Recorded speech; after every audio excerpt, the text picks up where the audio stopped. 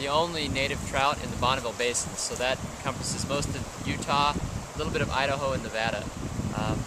They're pretty uniquely adapted to the desert environment. They can withstand really high stream temperatures, yet they also live in areas that are extremely cold in the winter. Some of the lowest temperatures in the lower 48 are recorded right here in the heart of the Bear River watershed, which is where we're standing today. We're on a tributary to Bear Lake called Fish Haven Creek, and this is a spawning tributary for some of the migratory Bonneville cutthroat trout that come up out of Bear Lake to spawn. These are big fish-eating piscivores, if you will, that are really fun to look at, and we've done a lot of reconnection and restoration efforts on this stream to allow them to come up and spawn naturally in some of the historic spawning grounds. First step was to screen irrigation diversions along this system so that once we let fish move back up, they don't end up being entrained and killed in irrigation diversions. That was done in 2008 and 2009. In late 2009, we pulled out a long, about 300-foot long box culvert that was a migration barrier to 98% of returning fish.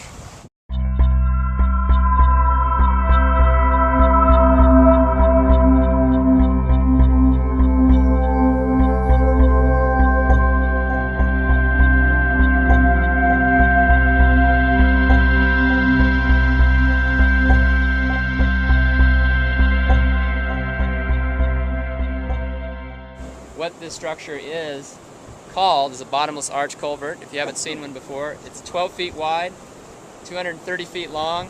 It's got concrete footings that are poured 3 feet deep below both sides of it with a keyway.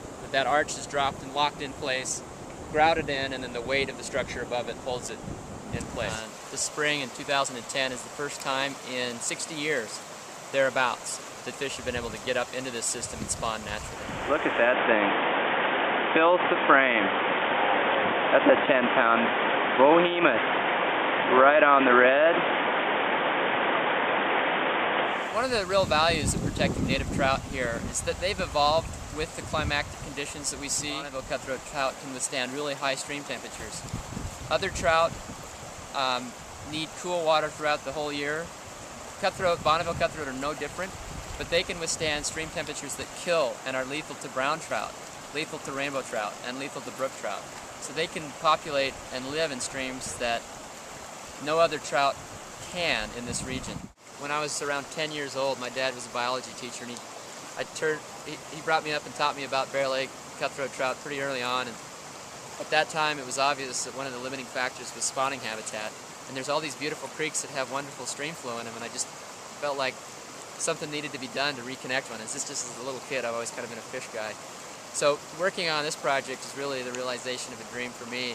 And this spring, with that barrier out, and we're working with monitoring these fish coming up and seeing them swim right through what before had stopped them, and seeing them spawn here in the clean gravel for the first time in 60 years has been special.